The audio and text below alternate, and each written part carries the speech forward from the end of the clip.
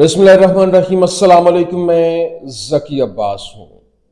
नाज़रीन, आज 11 फरवरी है, मंगल का दिन है और 2 से 3 दिन पहले मैंने आपको खबर दी थी, मैंने आपको बताया था कि ये जो जंग बंदी मुआहदा है ये खटाई में पड़ता हुआ दिखाई दे रहा है, क्योंकि मुख्तलिफ फेजेस के अंदर ये कैदियों का तबादला होना है। अभी पहला फेज चल रहा है और इसी दौरान जो तीसरा हफ्ता है उसके दौरान ये जो आला क़यादत है, इजरायली क़यादत और फलस्तीनी मज़ाहमत जो है उसी क़यादत ने मिल बैठना है ताकि दूसरा फेज जो है उसको तय किया जाए।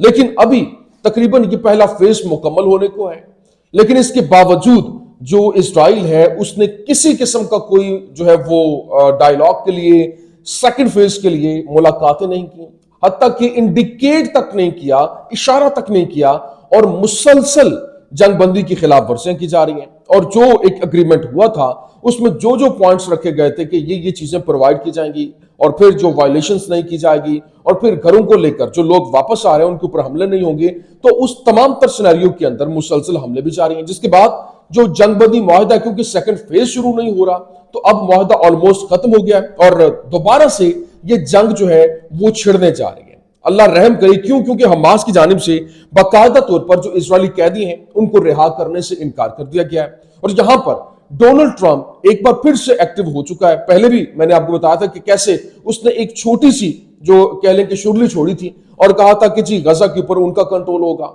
अब बाकायदा तौर पर उसकी जानिब से इसको एंडोर्स करते हुए कल एक बयान जारी किया गया, फिर मुसलसल इसके ऊपर अब बयानबाजी जो है वो शुरू हो गई है और उसने धमकी दी है, बाकायदा तौर पर खुली धमकी, वार्निंग जारी की है कि अब अगर जो इस वक्त फलस्तीनी मज़ाहमत है, फलस्तीनी जो लोग हैं वो गजा को छोड़ते नहीं है और हफ्ते तक की मोहलत दी है कि हफ्ते के अंदर अंदर ये हफ्ते जो 12 बजे तक वो वहां से निकल जाएं। अगर नहीं निकलेंगे तो फिर वो जो उनके ऊपर कयामत जो है वो बपा होगी। कैसे वो आपके सामने रखना, और ये एक इंडिकेटर है कि दोबारा से ये जंग छिड़ने जा रही है। और वो नेतन्याहू को कह रहा था कि मैं उसको ये कह दूंगा कि अपनी यलगार कर दो।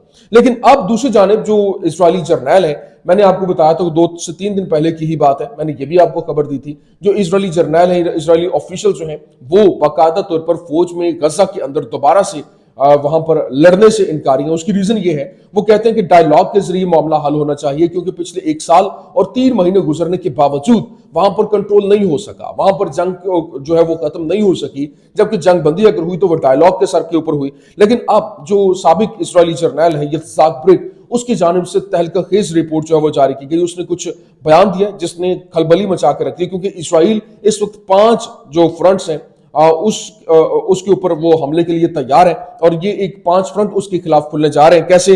वो आपके सामने रखने, यूं कह लें कि फलस्तीन का ये आखिरी मार्का है, उसके बाद आर या पार वाली गेम है। और अगर अभी तक पिछले आप जो 100 साल से देख लें और मतलब जितना ये टाइम गुजर चुका है, इसके बावजूद अगर फलस्तीन को लेकर वो जो है वो इनको नहीं निकाल पाए तो क्या अब निकाल पाएंगे?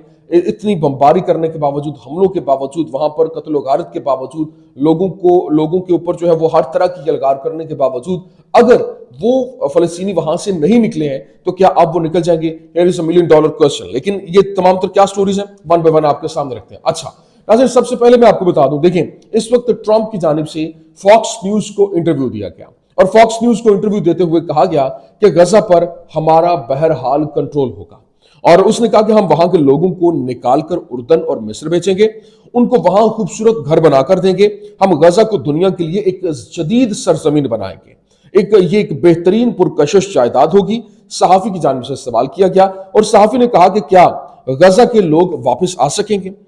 तो उसने जवाब दिया नहीं, वो फिर वापस नहीं आ सकेंगे, उनको जरूरत भी ना होगी। क्यों? क्योंकि उनके पास अपने खूबसूरत घर होंगे। फिर गजा की तामीर नौ में इतने साल लगेंगे कि वो लोग वापस ना आ सकेंगे। हम मिस्र और उर्दन को सालाना अरबों डॉलर देंगे। जब ये बयान जो है वो उसकी जानिब से दिया गया, एक मुकम्मल तौर पर पूरी कह लें कि लालच देकर, किसी तरह से कि जब किसी तौर पर भी पीछे नहीं हट रहे तो उनको लालच दिया जाए। लेकिन अब यहां पर अमेरिकी सदर डोनाल्ड ट्रंप की जानिब से जंग बंदी की धमकी दी गई और जंग बंदी मुआहदे को मनसूख करने की धमकी दी गई और कहा गया, वार्न भी किया गया कि अगर हफ्ते के 12 बजे तक तमाम यरगमालियों को वापस नहीं किया गया तो मैं कहूंगा कि इसे मनसूख कर दो और तमाम शर्तें खत्म हो जाएं। اور یہ جو جتنا بھی ایک ایگریمنٹ ہوا ہے، جو معاملات آگے بڑھ رہے ہیں وہ نہیں بڑھیں گے. اور ہفتے کو 12 میں نتن یاہو کو کہوں گا کہ یہاں پر اب پوری جو ہے وہ یلغار کو لے کر، حملے کو لے کر جس طرح سے بھی وہ اپنا سینیریو بنائے گا. لیکن ہفتے کو 12 بجے اور اس کے بعد میں کہوں گا کہ اب جو ہوگا وہ دیکھا جائے گا، اور یہاں پر پھر کسی کو بھی سپیئر نہیں کیا جائے گا. اس نے جب یہ بیان دیا اس کے بعد یوں کہہ لیں کہ ایک بھون چال سا کھڑا ہے، اور ایک دوبارہ سے یوں کہہ لیں کہ جنگ ہونے کی باتیں جو ہے وہ شروع ہو گئیں، کیونکہ حماس نے جو یرغمالی ہیں وہ رہا کرنے سے انکار کر دیا، اور پھر غزہ جو جنگجو ہیں وہاں پر ان کی جانب سے رد عمل آیا. انہوں نے کہا ہم طوفان ہیں، ہم ہی مستقبل ہیں، ہم ہی باقی رہنے والے ہیں. ٹرمپ کے غزہ کی کنٹرول کے پلان کے اوپر، اعلان کے اوپر ان کی جانب سے سخت قسم کا رد عمل آیا. لیکن یہاں پر جو اسرائیلی وزیر خزانہ ہے بسلال سموٹرچ، اس نے کہا کہ یہ مناسب وقت ہے، اسرائیل اس وقت غزہ کے اوپر کنٹرول حاصل کر سکتا ہے اور مکمل طور پر اپنا تسلط جما سکتا ہے. لیکن القسام کی طرف سے اسرائیل کی خلاف ورزیوں کی وجہ سے اسرائیلی اسیران کی رہائی روکنے کے اعلان کے بعد اسرائیلیوں نے تبادلے کے معاہدے کے تمام مراحل کی تکمیل کا مطالبہ کرنے کے لیے تل ابیب میں احتجاج شروع کر دیے ہیں. احتجاج اس وقت تل ابیب میں ہو رہے ہیں اور وہ کہہ رہے ہیں کہ یہ جو فیزز ہیں مکمل کیے جائیں اور تمام یرغمالیوں کو واپس لایا جائے، اور وہ اس ناکامی کا براہ راست الزام نتن یاہو کے اوپر دے رہے ہیں. لیکن یہاں جو اسرائیلی میڈیا کی جانب سے رپورٹ، یہ چینل 12 کی جانب سے رپورٹ کیا گیا، اور یہ جو ہی القسام نے جو ہے وہ وہاں سے یرغمالیوں کی رہائی روکی ہے تو اس کے بعد یہ سیناریو بہت تیزی کے ساتھ بڑھ رہا ہے اور تل ابیب میں احتجاج بھی ہو رہے ہیں. لیکن ابھی جو اسرائیلی آرمی ریڈیو ہے اس نے خبر دی ہے، اس نے بتایا کہ مصر نے وائٹ ہاؤس کو باضابطہ طور پر مطلع کیا ہے کہ وہ ٹرمپ کے منتقلی کے منصوبے میں شراکت دار بننے کا ارادہ نہیں رکھتے، اور ہم فلسطینی عوام کے اپنی قسمت کا فیصلہ کرنے اور ایک آزاد ریاست کے قیام کے حق کی حمایت کرتے ہیں. لیکن ابھی جو اس کو لے کر جس طرح سے جو اسرائیلی آرمی ریڈیو نے کہا، Egypt officially informed the White House that it doesn't intend to be a partner in Trump's transfer plan. We support the right of the Palestinian people to decide their fate and establish an independent state. اچھا، اب جب ان کی جانب سے یہی کہا گیا کہ وہ ایک آزاد ریاست کے خواہاں ہیں اور ان کے حق کے مطابق ان کی جو قسمت کا فیصلہ وہ کریں گے وہی ہوگا.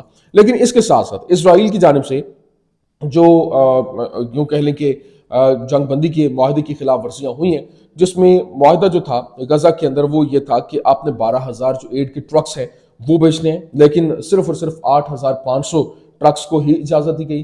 پھر 50 جو فیول ٹینکس ہیں وہ پر ڈے جو ہے وہ جانے تھے، لیکن 15 فیول ٹینکس جو ہیں ان کو پر ڈے جانے کی اجازت دی گئی، وہ اندر گئے. پھر جو ہے وہ 60,000 موبائل ہاؤسز جو ہے وہ انہوں نے دینے تھے اس کے اوپر، لیکن وہ گزرنے کی، وہاں سے نکلنے کی، لیکن کوئی ایک بھی جو موبائل ہاؤس ہے وہ نہیں دیا گیا. 2 لاکھ ٹینٹس جو ہیں وہ منتقل ہونے تھے وہاں پر، لیکن 20,000 ٹینٹس جو ہیں وہی دیے گئے. آپ اندازہ کریں کہ شارٹ فال کتنا ہے. 3500 جو ایڈ کے ٹرکس ہیں وہ پکڑے گئے ہیں، کہاں گئے ہیں کچھ معلوم نہیں ہے. پھر 3500 فیول ٹرکس جو پر ڈے جانے تھے ان کا بھی شارٹ فال ہے.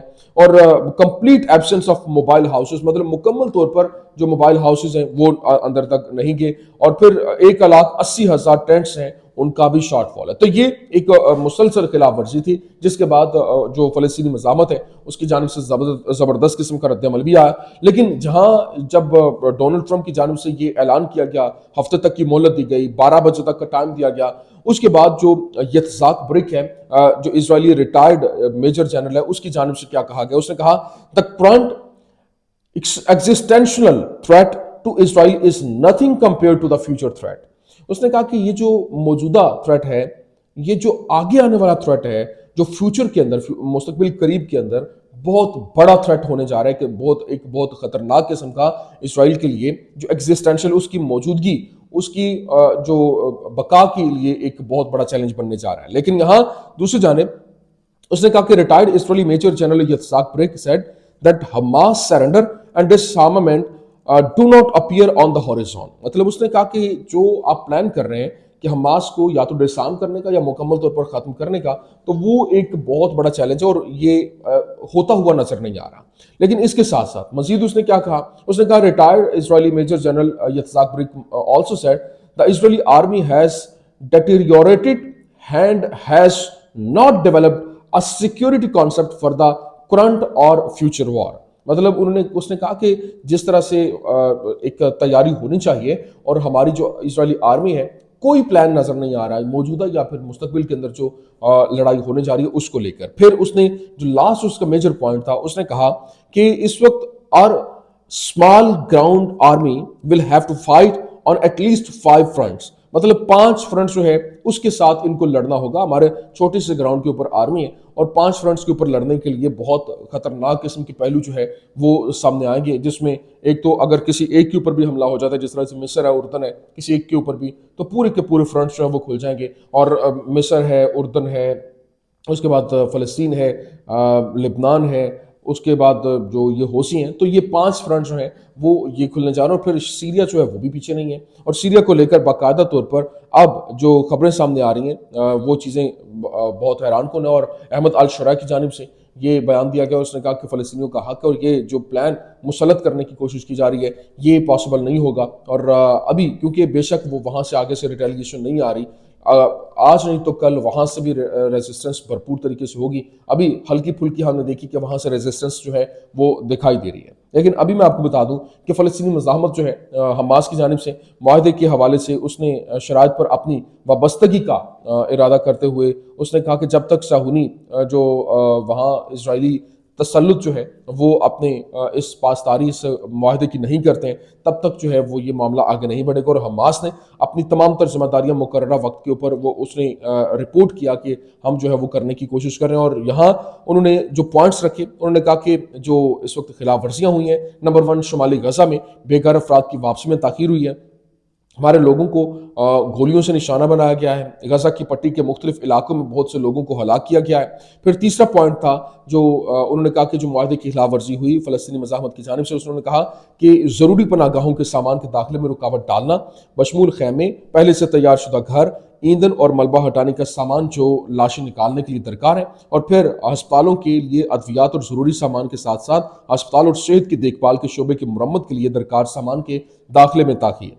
اور فلسطینی مزاحمت نے جو اسرائیل کے ساتھ جو جنگ بندی معاہدے کی خلاف ورزیوں کو دستاویزی شکل دی ہے اور سالسوں کو مسلسل اپڈیٹ فراہم کر رہے ہیں، اور اس کے باوجود اسرائیل اپنی خلاف ورزیوں کو جاری رکھے ہوئے ہے. اور حماس نے کہا کہ معاہدے پر سختی سے عمل پیرا ہونے کا مطالبہ کیا جاتا ہے اور کسی بھی انتخابی عمل کو مسترد کرتے ہیں جو انتہائی نازک اور دباؤ والے معاملات میں تاخیر یا رکاوٹ کے ساتھ کم ضروری معاملات کو ترجیح دیتا ہے. پھر انہوں نے کہا کہ قیدیوں کی رہائی کو ملتوی کرنا اسرائیل کے لیے ایک انتباہی پیغام ہے اور اس پر معاہدے کی مکمل تعمیل کرنے کے لیے دباؤ ڈالنے کا ایک ذریعہ ہے. جو فلسطینی مزاحمت نے مزید کہا کہ جان بوجھ کر اس فیصلے کا اعلان طے شدہ قیدیوں کی رہائی سے 5 دن قبل کیا گیا تاکہ ثالثوں کو کافی وقت دیا جائے کہ وہ قبضے کو اپنی ذمہ داریوں کو پورا کرنے کے لیے دباؤ ڈال سکیں، اور اگر اسرائیل کی تعمیل ہو تو وہ تبادلے کے لیے منصوبہ بندی کے مطابق آگے بڑھنے کا دروازہ کھلا رکھیں گے. تو یہ جناب والا اس وقت کا سینیریو ہے، یہ اس وقت کے حالات ہیں جو کہ مزید گھمبیر ہوتے ہوئے اور آنے والے دنوں میں مزید خطرناک پہلو اختیار کرتے ہوئے دکھائی دے رہے ہیں. یہ کچھ عام ترین اپڈیٹس ہیں، امید کرتے ہیں ویڈیو آپ کو پسند آئی ہوگی. پسند آنے کی صورت میں لائک کیجیے، شیئر کیجیے اور ہمارے چینل کو سبسکرائب کرنا مت بھولیے گا. شکریہ.